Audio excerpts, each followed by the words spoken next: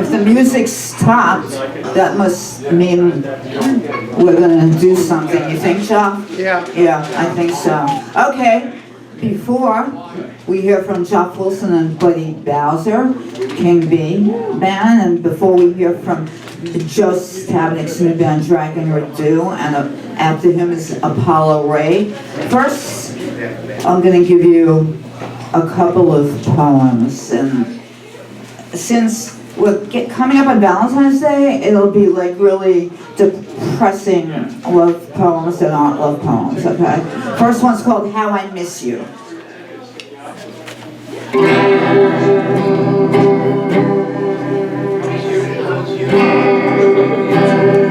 How I miss you.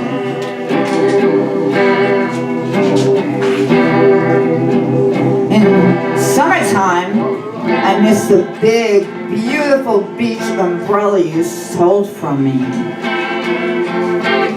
And in the fall, I miss the Sonny and Cher costumes you never returned. In wintertime, I miss my skis, probably still buried in your car trunk, beneath my sheepskin-lined gloves and the blanket my grandmother crocheted for me the year I left home. And in spring, I miss the flowers you never brought me and the trips we never took. I miss everything we did throughout the year, except for you.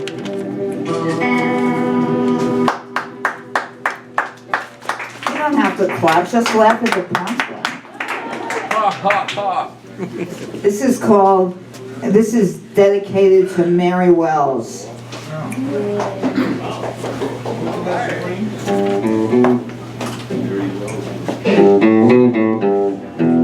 In the course of 18 hours, 2 men told me they loved me. Don't laugh at me. Don't ask me why and why not, because if you're my friend, you will listen.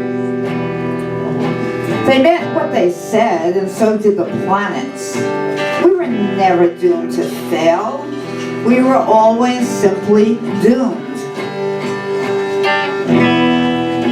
The first one stood on the avenue at midnight, oblivious to drunks and acquaintances hustling by.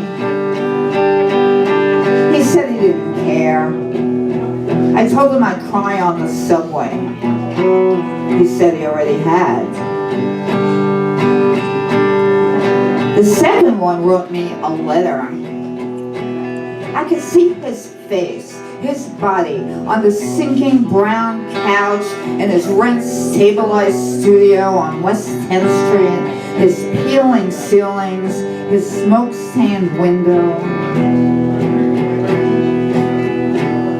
One man left me feeling as loved as an Emily Duff song.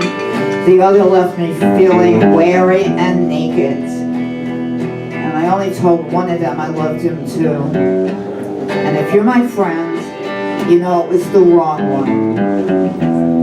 But he always left me feeling loved. And he always left me just a little more broken. And he always left me.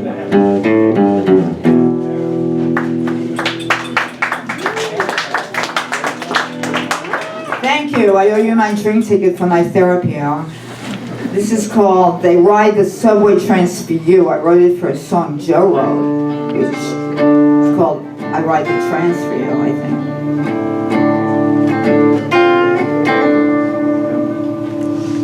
think. Okay, you know the worst thing that can happen on a subway?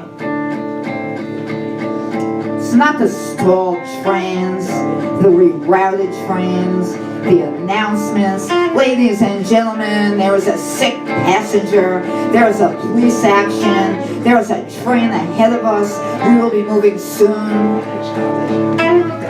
Sorry for the inconvenience they add. And you sit or you stand in this purgatory underground. Sure, you will never leave. Sure, you will lose your job. You lose your home. You lose your family if you're late for work one more time. But no, it's none of those things. the worst thing that can happen on the subway is the subway tears. And it usually doesn't happen in the subway cars in motion. Usually you're standing on the platform. It's late. They're sitting on the bench. They look like they've been out dancing. She's pretty, he's handsome, but something is wrong. Her smeared makeup, his hands tightly folded around the newspaper he pretends to read, and he holds his rage carefully, does not spill a drop. And she talks louder and faster, and he ignores her, and you can hear her thinking, let it go, forget about it, it's late, he's a little drunk, but this time she can't stop herself. Somewhere a bridge was crossed. Somebody went too far or not far enough. And then he slams the paper down, and now it's loud, and they stand facing each other, and she still looks so pretty in her heels and red dress, but everything else gets ugly. And finally he storms off, leaving her standing alone in the middle of the platform, mascara running, fighting off those subway tears. But do you know the best thing that can happen on the subway? Before showtime, and before, excuse me, I hate to bother you, but I'm hungry, homeless, pregnant, before I have no legs, there were angels who sang on subways. It's 1972, and commuters applaud the Bronx-bound IRT with the best graffiti, while angels sang such sweet doo-wop in every car that babies sat up in their strollers and clapped, and even a man with no legs rolls up on his cart and smiles. And nobody asks for money, and nobody has any to give anyway. And one girl with long black hair and thick legs sang in cool blue breaks, rose rhythms. She's not one you heard about, and she never read a note. But if you look, you can find a photo of her on the fire escape.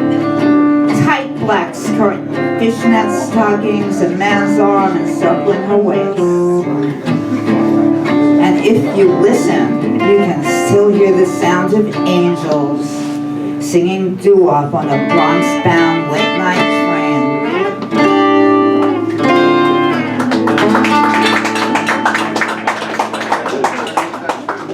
Okay, just gonna do one more. All right, Joe. Yeah. Where is he? Okay. By the way, give it up for Joff. He's helping me out here beautifully with these and this unplanned set of ours. And this is called Living on Lies and Concrete. My windows overlook cranes and wastelands. There was a park. The buildings across the river stole my sunrise. I stare at the ceiling from my bed. I am thankful that I have a bed and my rent is paid. Thank you. Thank you. Thank you.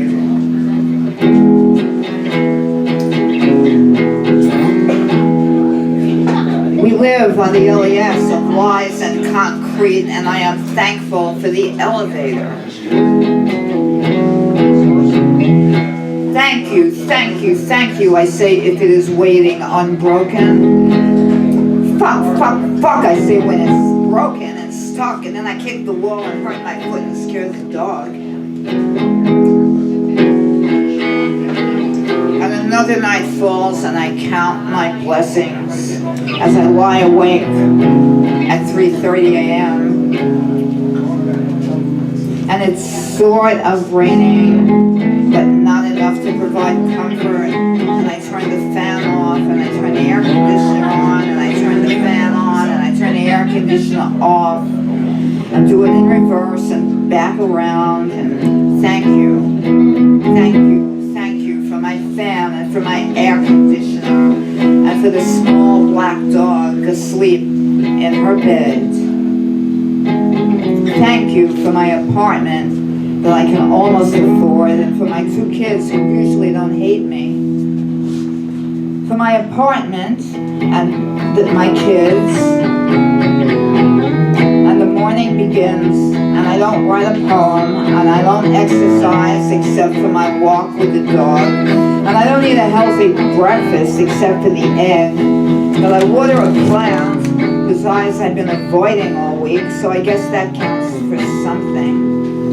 And my plant is alive, and my kids don't hate me today, and my dog chased the ball, and I ate food, and I live somewhere, and I have a bed, and here we all are. Thank you, Joff, and thank you, Joe, and thank you, everybody here. Thank you, thank you.